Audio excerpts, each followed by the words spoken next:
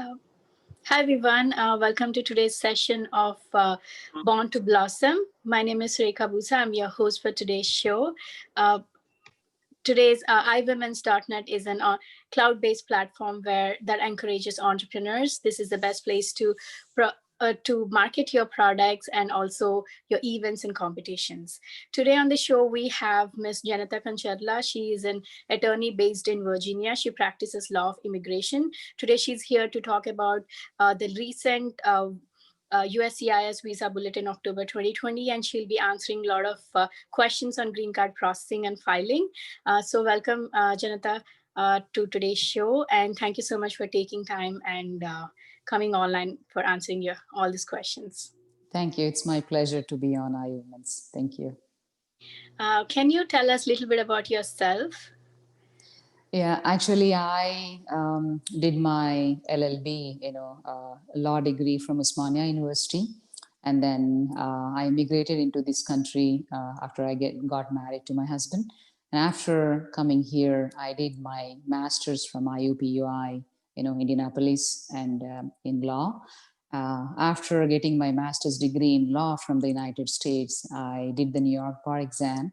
And then after that, since I have been practicing almost more than 11 years. And I've been specifically, I used to practice in New York as I'm licensed in New York, different laws. But as I am an immigrant, went through all the process, and then which really made me draw towards this specific field, immigration law.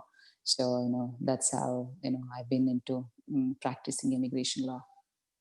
That's good. I mean, even so, you have a personal experience and you're using that in your profession as well, right? So that's good. So can you tell us a little bit about the recent USCIS change? And I've read that EB3 filing is faster than EB2 right now. So can you talk a little bit about that? Yeah, sure. Usually, there are the USCIS and Department of State. These are two different, departments, and then have two different jurisdictions. So, as every month, if most of them, all the immigrants are aware that every month, second week, we usually get the visa bulletin from the State Department. But this month, till October 24th, they didn't publish any, and then people really got anxious about what's going on. But bottom line, on October 24th morning hours, they did publish the visa bulletin, which is a good news for many of them, and for some of them it's a disappointment, especially those who are into EB2. So those who are into EB3, it really jumped in 5 years ahead, and then now still when you compare EB2 and EB3, it's almost more than nearly into the 5 year difference. So we'll share our own experience, in the past 10, 11 years, whenever we look back, I can just hardly count on how many EB3s we filed. So, most of them, the requirements are into EB2. So, but the question in here is, as I think it's been 6 years right now. Before the 6 years, how the Department of State used to do the visa bulletins, there is only one table for everything. There are no final action dates, there are no filing dates, everything in one go, and then whatever the dates, those visa numbers that are available, they just publish that, and as per that, people used to file the 485, and then no interviews, just if the dates are current, and then adjudications, all the paperwork are current, properly filed, then they used to have the cards in place. But around 6 years ago, they created two different charts. One is the final action dates chart, and one is the filing dates. So by doing this, the difference between the final action dates and the filing dates are, when you look at the final action dates, that's when you are eligible, and then you will be getting your green card pretty quick once they adjudicate on the 485. But as per the filing dates, they are providing you this kind of at least the eligibility to go ahead and then file the 485. So once you file the 485 along with your EAD and advanced parole, it's a huge flexibility in there for it's almost like you can use it as, the flexibility, like how you use the green cards and stuff like that, like a step below the green card. So once you stay with the same employer for 180 days, and then, with using the AC-21, you can, move around the jobs, and then, accept different offers, and then, you really don't have to deal with the visa stampings and stuff like that. And then, but definitely, if one don't want to really be on the H1B, they don't have to. But most of the time, attorneys suggest them you have the H1B as a fallback status, because if something happens to your 485, at least you'll have that kind of, cushion as a H1B, so you can fight for it. So given these, right now, when we look into the final action dates, for EB2, it's September 1st, 2009. And for EB3, the final action dates are January 15th, 2010. But when we come back into filing dates, which is a huge celebration for so many people, for EB2, May 15th, 2011, and then for EB3, it's 1st January 2015. So those who are having the priority date is based on, when you file the labor. So, it will be reflecting in the priority date in your I-140 copy. So as per that, if you are eligible under these two categories, whether it is the final action day or dates or the filing dates, so one is eligible to go ahead and, file for the 485s along with their work permits and also the advance paroles, which gives them the flexibility to travel in and out of the country. So is the priority date similar to the filing date or the final date? So what is which one of these is a priority date? See, there are final action dates, filing dates. Those are completely different from the priority date. Priority date is based on when the labor was filed. Yeah. So that will be reflecting in your approved I-140 copy. So as per that, just go ahead and check,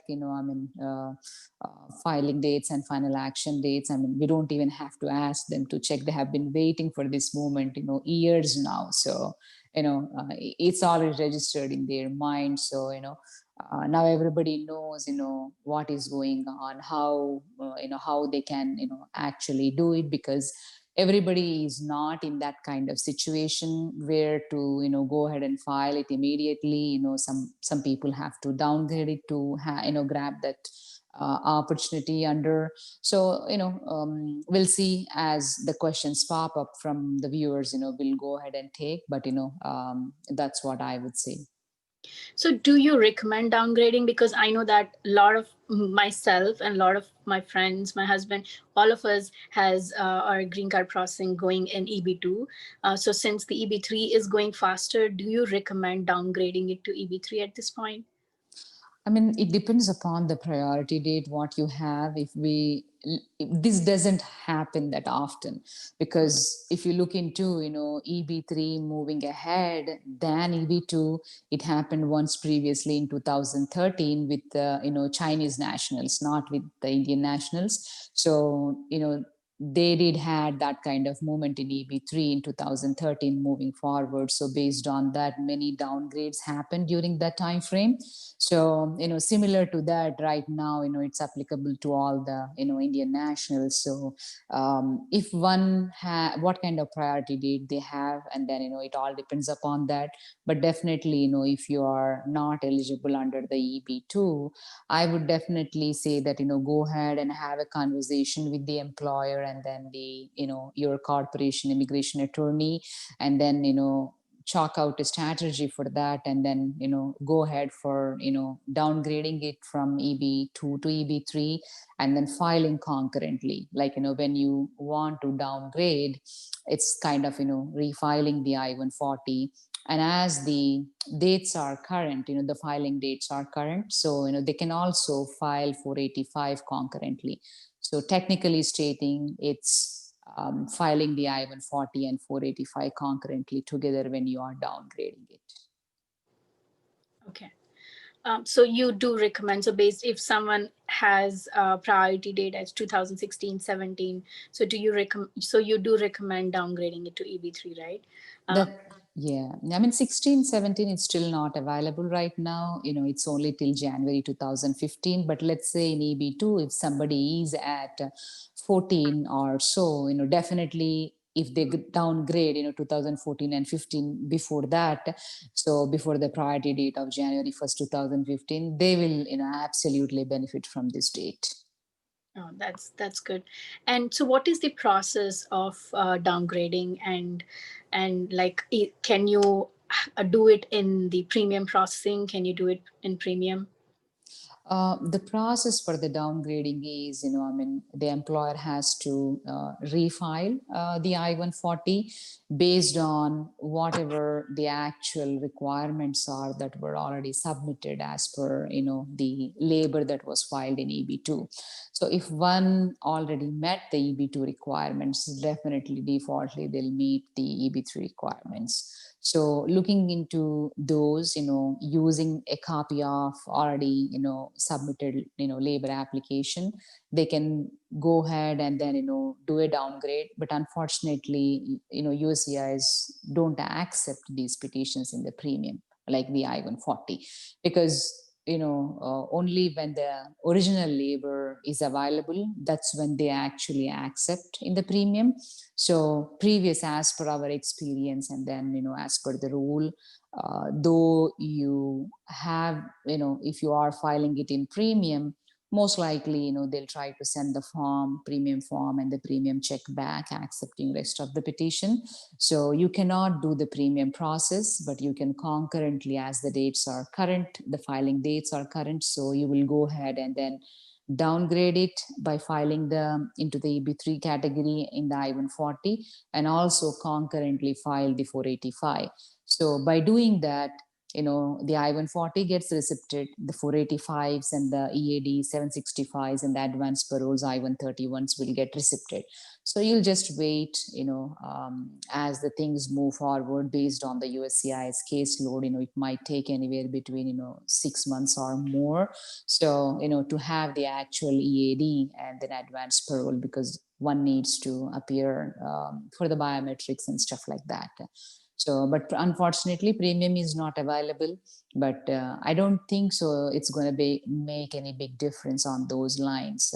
But for some people, those who have, like, let's say, for example, if they have the I-140 under the EB2 and then they move to a different employer right now, some people they are in that situation where the labor was filed by the current employer and they have the labor approval readily about to file the I-140.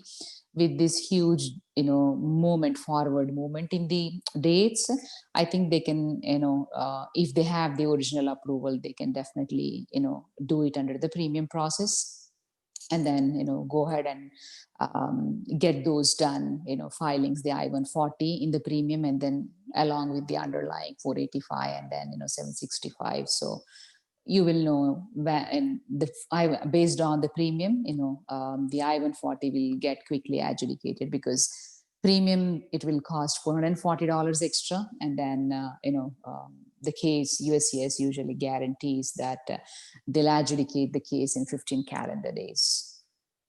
Okay. So I have a question from a listener. So his question, the question is from Raju. He's asking, my parents are here for the last 10 months. Their visitor visa will expire next month. Do you think it's safe for me to apply for the extension, as the travel is not safe? What do you recommend? Thank you. Usually in a given year, one can stay, up to 6 months. Looks like, this is the, first extension you have already done, going with the second extension. So make sure, I mean, firstly, I really don't recommend that, but maybe based on the parents' age and stuff like that, and then the case rise, in India, how it is, the virus. So maybe using that you can do it, but I definitely recommend having a doctor's letter, and then looking into their age. It depends upon case to case. You can, but I'm not really sure whether it will be in an approvable position, because this is going to be your second extension. but there should be a very strong reason for it. Of course, the Indian case rise is one of the strong reasons, but you cannot just file based on that. Thank you. And we'll going back to the EB2, EB3 processing. So you said the premium is not available if someone is not with the employer. So they got approved. They have an approval I140 from a different employer, and they changed their employer recently. So can they still go and downgrade to EB3? Yeah, a lot of people unfortunately are in this situation. We have been receiving calls, mostly from those people where, because just before the pandemic started, or maybe in March, around April, everybody feared that there's going to be a recession, or kind of, most of them, losing their jobs. They just left their, H1B employers, and then took full-time opportunities, which is good for them, because full-time. But one downside of it is, as if there are layoffs, and then if the corporation is not filing the labors in that situation, then definitely you have to go back and then try to see whether employer is willing to have that position available for you. Of course, you can definitely go back and ask, and if the employer is willing to, then I think you still will have that kind of opportunity. But you can do it only with the cooperation of the employer, whether they also have to strategize how to file it, because they might have other filings in place. And then, in case once the filings happen, if the ability to pay issue pops up, how they are going to address it. There are several things that one should really discuss with their employer. And then I think the employer in turn will have a brief conversation with the attorney, with their corporation immigration attorney. I think most of them will go based on that advice. But if the employer is willing, bottom line, yes, there is a chance for them to, go ahead and downgrade. So it depends on the rapport they have with the employer. That's correct. I mean, it's not about the rapport, but again, employer keeping that position open for them, and then, willing to move forward, offering the same position. So can someone have, like, I know that you can apply multiple H1s like that. Can you have multiple like I140s? One could, like, one through EB3 and one through EB2? Yes, definitely. One can hold multiple H1Bs similar to that. One can have multiple I140s, and also one can have multiple 485s. I mean, going at the same time. Because if you go back and look into it, based on our, conversation, people, those who are with the initial employer having a priority date I-140, and then somehow they change the job to have a different opportunity, move forward with them, and again, filing, the labor with that company, and then, doing the I-140. So, if their prior position is for the EB2, might be the recent I-140 what they got might not be, the same category. It might be EB3. So, but good thing is that they can still keep the priority date from their previous employer, if they are with that same employer after the I-140 approval for 180 days. So they can port it, and then yes, they can have multiple I-140 approvals, one in EB2 and one in EB3, with different employers, or with the same employer sometimes. Oh, with the same employer too? Okay, that's new information for me. Okay, so they can have multiple only in the case with if the previous employer didn't revoke their I-140, right? Usually, as per the rules, it's highly unlikely they will revoke, because H1Bs, they are obligated by the rule, based on the back wages, lawsuits that they stem out of that. But, I-140, they don't have to. Most of the time they can, keep it open. So, if they have that kind of position, if they want the employee to come back and work, they can always offer. But if the I-140 once it is revoked, it depends upon how it is revoked. Let's say it is a prompt from the USCIS saying, the initial I-140 was filed, there is a fraud involved or any misrepresentation. In that case, I would not really suggest to use them. But I mean, once the I-140 is revoked, it is a little bit tough to, go back and then, do something on those lines once it is withdrawn or revoked. But as long as it is active, yes, you can definitely go back and downgrade. Okay, that's good to know. So how long does the process take once you file the I-480? So how long does it take for me to get my green EAD? So once the 485 is filed, I mean, pretty much it might take anywhere between, 6 to 8 months. But, USCI, if you go back and see the USCI's dates, they always keep, updating based on their caseload. But anywhere, I would say, around 6 months or more, because once you file the 485, they will be receiving those and then, issuing the biometrics, and then people will be going in the local field offices, to do those biometrics. And then again, after that, they will have the EAD and advanced parole approvals. These are for, the filing dates people. Those who have the final action dates, those might be, actual card you might receive, after doing these. Once you have the EAD and advanced parole, you might even have your green card a little bit sooner, anywhere 8 to 9 months, based on whether they will be requiring you to come for the interview or not. They might even waive. It all depends upon. But as per the 2017, rules, most of the time they try to, when they are adjudicating the 485, they try to look into how recent the medicals are, how long, the 485 has been there. And then if they have to do an RFE on that, especially these will pop up for filing dates people, down the road, I mean, years down, where you actually receive your card. So that's when, you might receive RFEs for medicals again, and also asking the confirmation from the employer who is on the record stating that, asking them to issue the 480, signing the 485J, just like a confirmation that, the same position is available for them when they offered for the I-140. It is still valid. So they kind of, validate, but, the whole process, it depends upon, let's say if it is a metro city, and then, local field offices are not really having those kind of, fingerprinting dates available quickly. It might take a little bit longer, but anyway, I would say, between 6 months and more. Okay. So when do you file 485 in the entire your entire green card process? So which phase?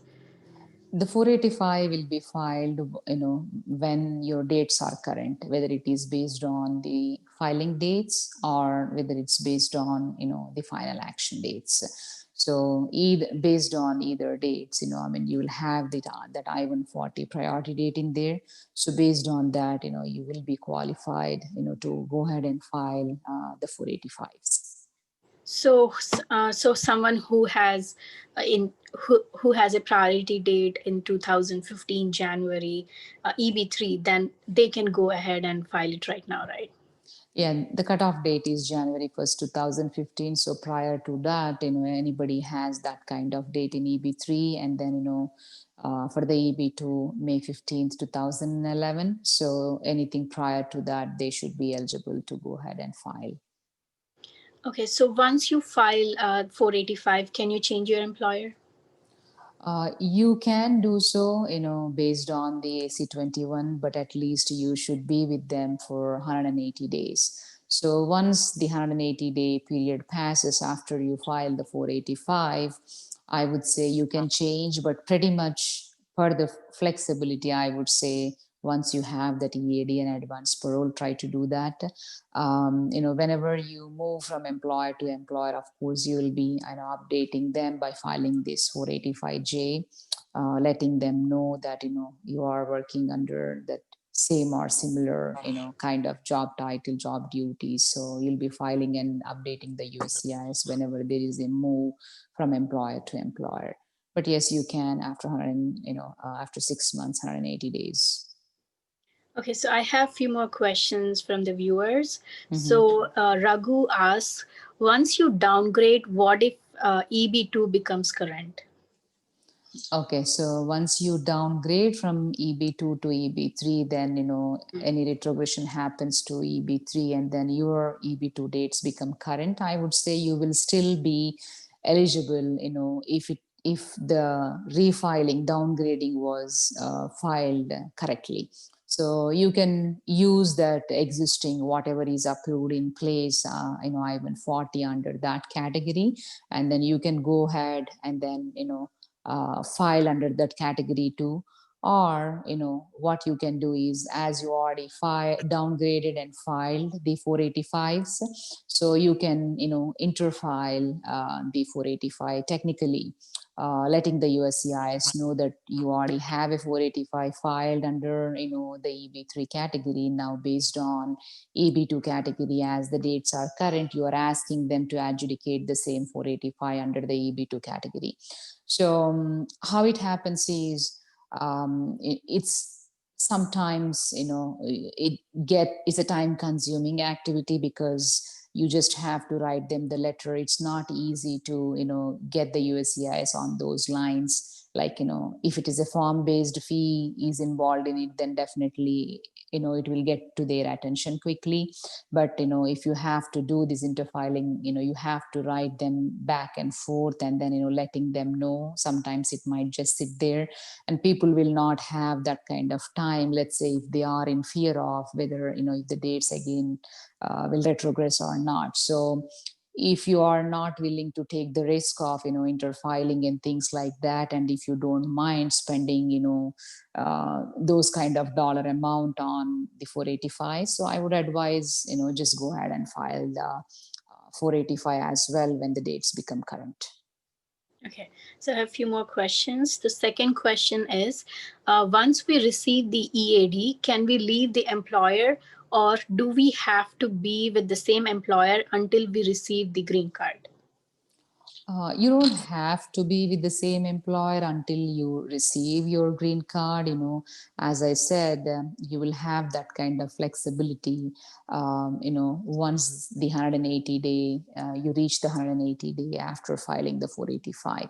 So let's say you are with employer A right now and planning to take a full-time opportunity with employer B, and then if you would like to go ahead and then move with employer B based on after the 180 day, yes, definitely you can do so, but make sure that you are trying to justify by filing the 485J that you are moving within that same or similar that AC21 language triggers in. So try to comply with those.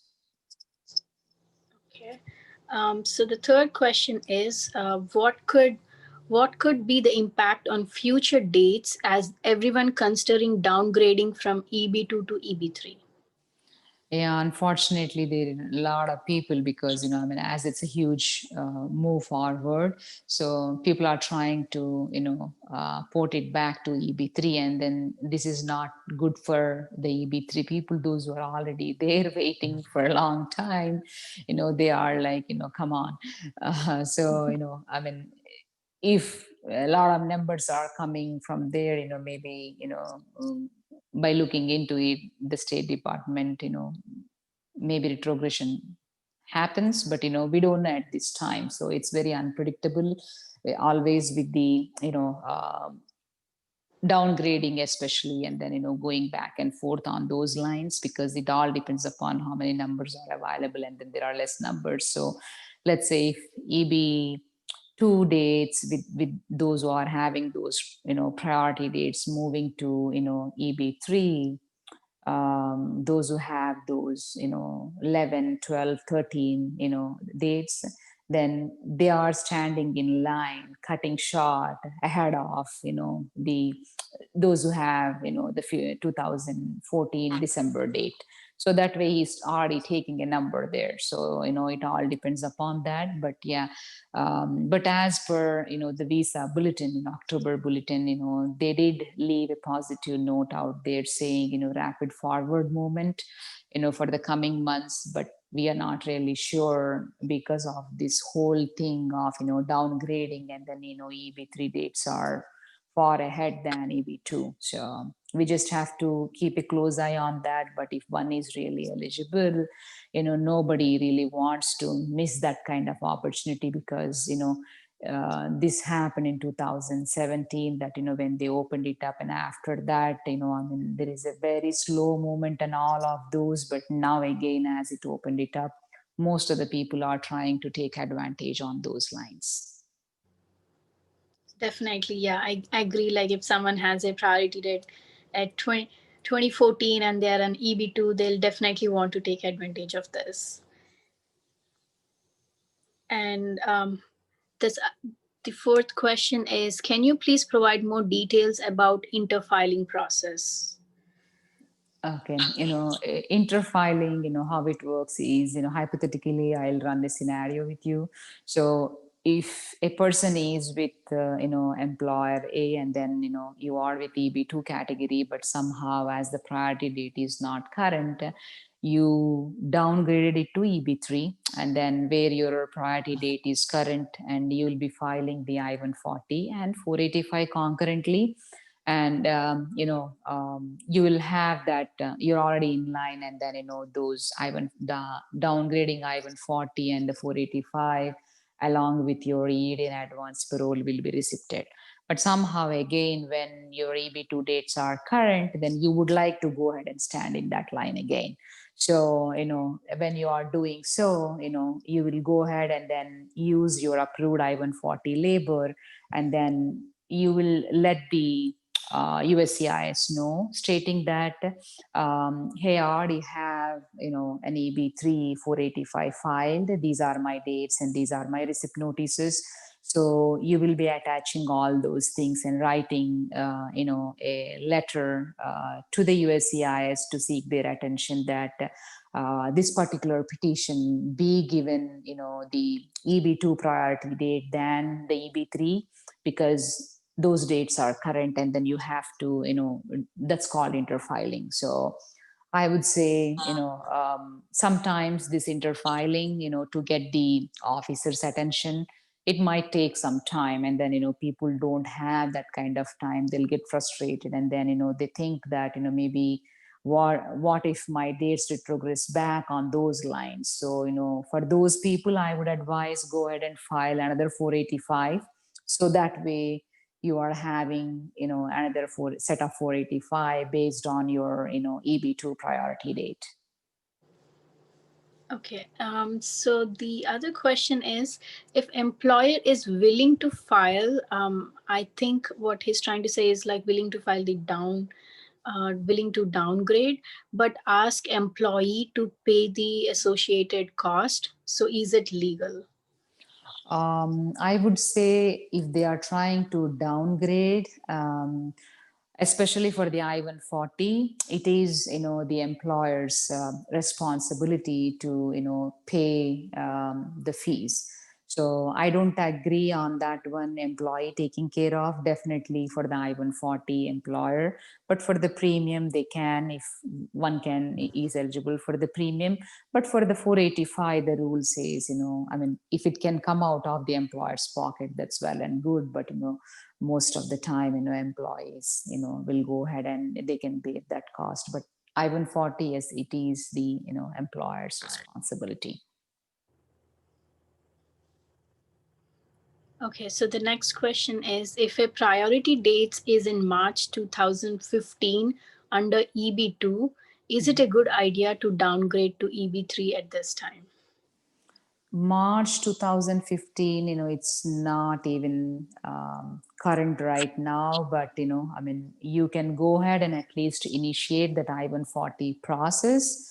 If you think that you are, if the dates remain in the similar, forward movement, and if they are going ahead. There's nothing wrong in, doing that if the employer is willing to, go ahead, but one needs to still wait for those dates because, it's not there yet in the 2016 year. Even under the EB3, it is still January 1st, 2015. But yes, there is nothing wrong in prepping yourself and then having another set of I-140 approved in a, different category.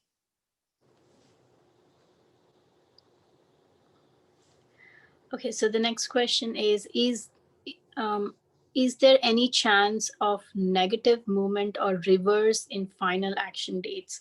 I think it was similar to the previous question. Yeah, I mean, we don't know how the dates goes, I mean, there is one who predicts all of those things as per the numbers availability, but, I mean, if one is watching closely the visa bulletin, I mean, it's always, a few weeks or sometimes even, days under the EB3.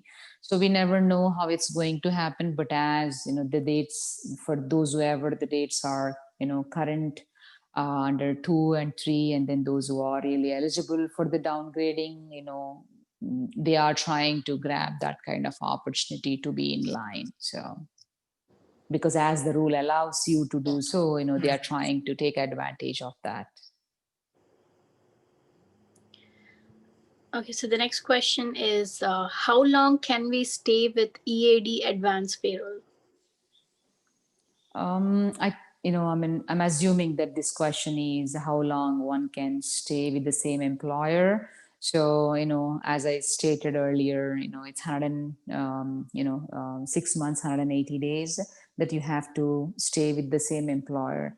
And after that, if you would like to make a move, then, file the 485J with the USCIS and then, try to move. And then you also have to, make sure that you are complying with those kind of rules even before moving out. Try to run it with an attorney, the immigration attorney, whoever it is, or those who are qualified, to make sure that it is a safe move to accept a new position, and then whether that position is falling under the same or similar job title and job duties. So it's very important for for an individual to make that kind of decision, informed decision, running it through, whether it is your own corporation attorney or anybody, you can, who those who are qualified, reach out to them, but make sure that you are taking that proper, the correct step. Okay, so you already mentioned that the downgrading process might take around 6 months, right? So in that duration, if the dates become, like, example, one of the question was that if they have March 2015 as a priority date and they are in EB2, and so they decided to downgrade and they filed for downgrade to EB3, and so in those 6 months, if March 2015 becomes current, so they have to wait until the approval process is done. Then they have to do they have to wait until the downgrade approval is done to file the I-485? So how does that work? If the as I said, under the EB3 category, it's not there in the March of 2015. It's still January 1st. Yeah. But for hypothetically, if it becomes current, yes, one can go ahead and then, file the I-140 and then 485 concurrently. But, let's say if it is the other way around, like, once a person downgrades to EB3, refiles the I-140 and 485 under that category, and then they also have the eligibility in the coming bulletin that the EB2 dates become current and they have that opportunity, they can do so. They don't have to wait for the approval, because whatever you already downgraded, that is for the EB3 based on. But if you are still eligible under the EB2, you would still go ahead and grab that opportunity because you already have that priority date and you have the I-140 approval, based on that date, and you don't even have to wait for any of the 3 approvals. So you will go ahead and then file, either file a new 485, or as we just discussed, one can do interfiling as well. Okay, so when you filed I-485, can you go out of country? Can you travel? out of country? Oh, that is a very, question that, for every individual, those who are trying to file the 485 right now, make sure that, you are staying inside the country at least by the time you have your advance paroles, because without having the advance parole, if you travel, on your H or so, then, it is considered as abandonment. So make sure that you are staying inside the country and then traveling after your advance parole gets approved.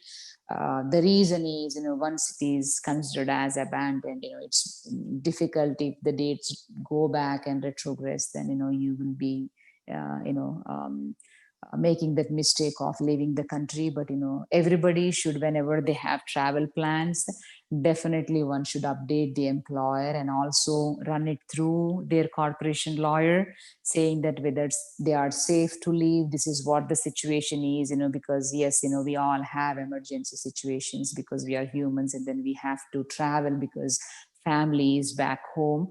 But make sure you are making that kind of informed decision. Try to reach out to your employer, let them know this is what the situation is. Also try to reach out to your corporations immigration attorney, let them know this is what it is, and then whether they really can travel. But I would say once you file the 485, wait till your advance parole is received. Thank you so much, like, for detailed answers you have been giving so far. And I actually don't see any other questions from the viewers. So thank you so much, Janetha, for taking time. Oh, okay. Okay, I see one more question. Um, so hi, Janetha Garu and iWomens. Thank you so much for this informative session. I have moved to a new employer. Can I continue with the EB3 application from the previous employer? Yeah, as long as the employer is willing to, you can still stay with the current employer. And then if your previous employer is willing to move forward with your filing, stating that they still have that kind of opportunity available, I think you should go ahead and grab that opportunity and then file for it. So the next question is, how important is to have a birth certificate? Okay. So, as part of the 485 filing, you will have to, that is one of the, documentation, mandatory documentations, I would say. But if you don't submit that, they might do an RFE. But what I would say is, if you don't have the birth certificate right now, at least try to get affidavits from your, parents. Those, if you have your parents here, you can do so. But if you have your parents back home, try to get the affidavits done by both of your parents, stating this is what it is. Maybe if you are going through one of the law firm, anybody, they can provide you the samples, so that way you can get those affidavits done, get them notarized, and ask your parents to provide you a copy of that. You don't need an original for the 485. So having a copy, gives you that flexibility that they can just scan it and mail it to, email it out to you, so you can, go ahead and file it along with the affidavits. But I'll highly recommend either, having the birth certificates or the affidavits. Do at least, either one. If you have birth certificate, you don't have to worry about the affidavits. But, if you don't have that, definitely, at least include those affidavits in there.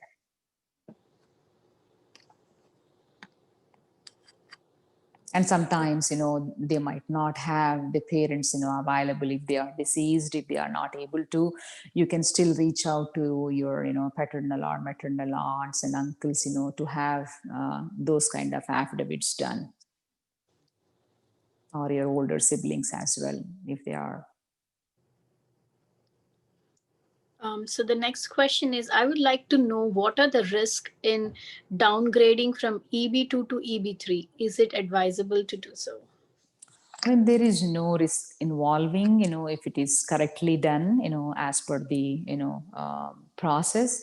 When they downgrade it, correctly, following the steps that are required, downgrading it from EB2 to EB3, you will still keep the EB2 one, in place. And then this, as this is the refiling and downgrading it to EB3, So it can be done if it is done correctly.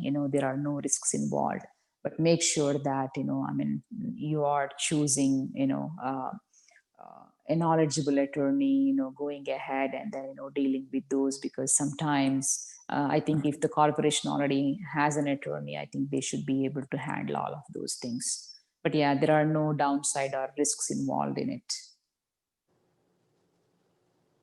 Okay, so the next question is, what happens if the child who born in India turns 21 years old after filing I-485? Is the child still eligible to receive green card even after they turn 25 years old, 21 years old? Yeah, as you are filing the 485 for them at that age, the age, as per the CSPA, now you are filing the permanent residency, the 485 for them.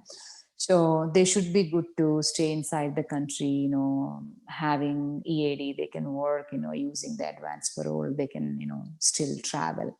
So they should be good to continue their life inside the country. And one quick question I would like to clarify the previous one when said, what are the downsides?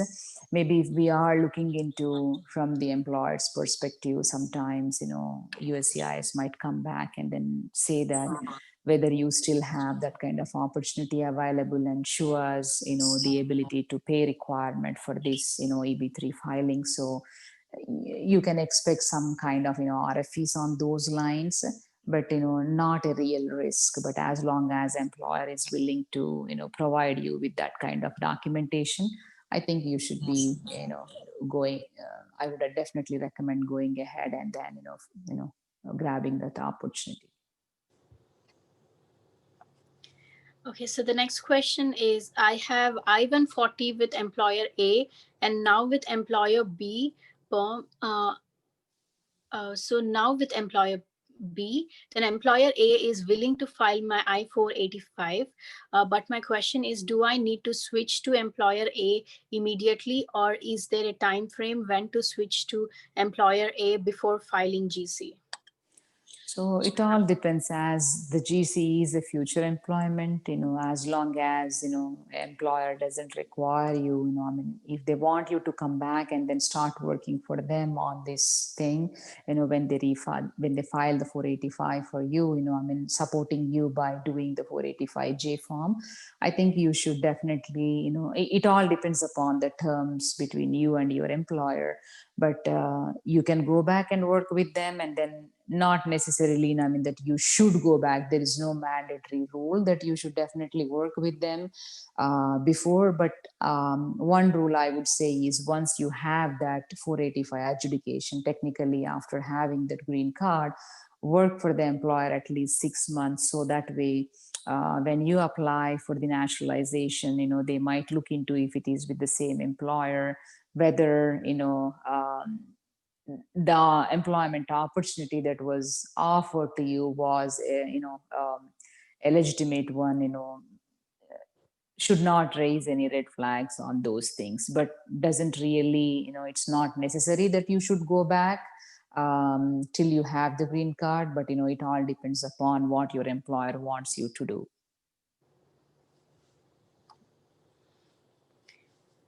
Okay, so the next question is, if I will downgrade EB3 EAD for employment or advanced payroll, is it still possible to file new for I-485 with EB2 I140 or interfiling?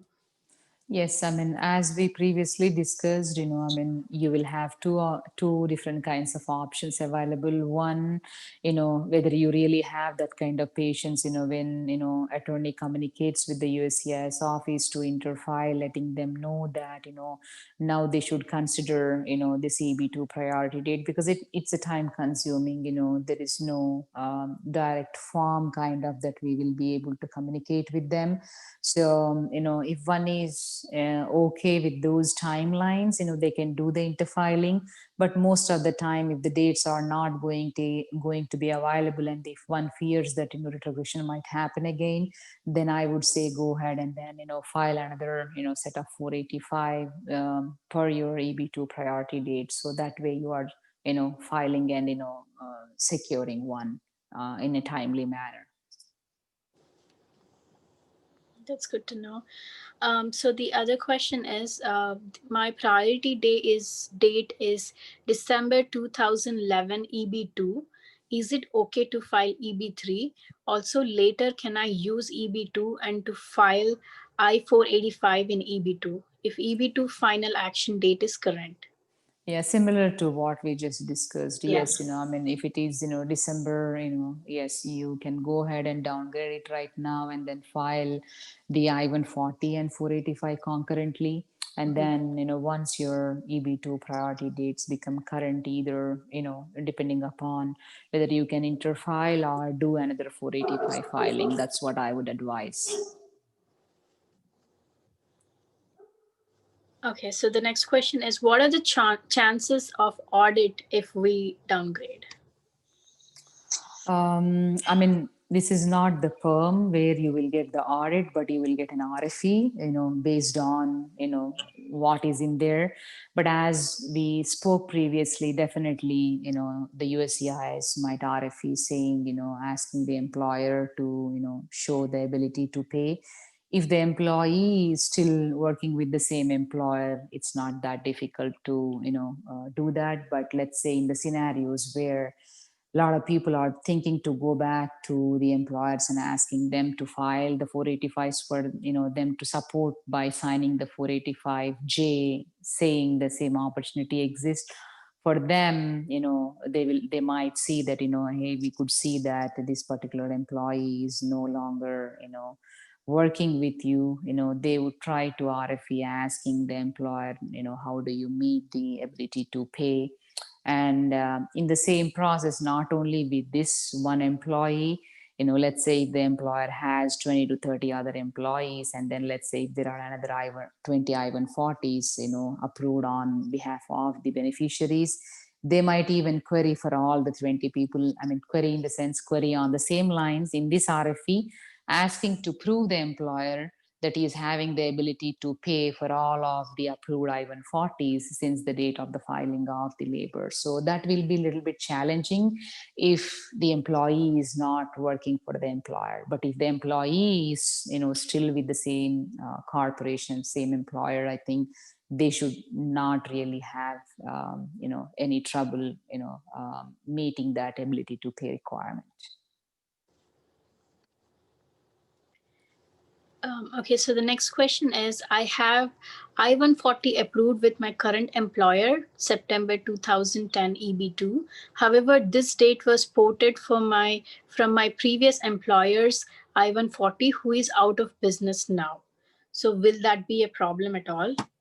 It shouldn't be, because I mean, if it is not a valid date, they wouldn't port it. But as it's already ported towards your current EB2 with the current employer, I think you should be good to go. If the date is, you said it's 2010, so as the date is current, you can just go ahead and then file the 485. So the next question, okay. The next question is both main applicant and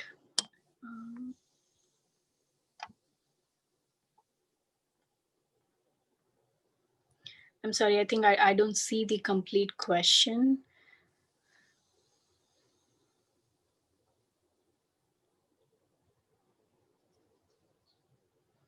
Okay, so it says, is both main applicant and the and the spouse required to have medical exam taken? Also, is it compulsory to do a medical exam?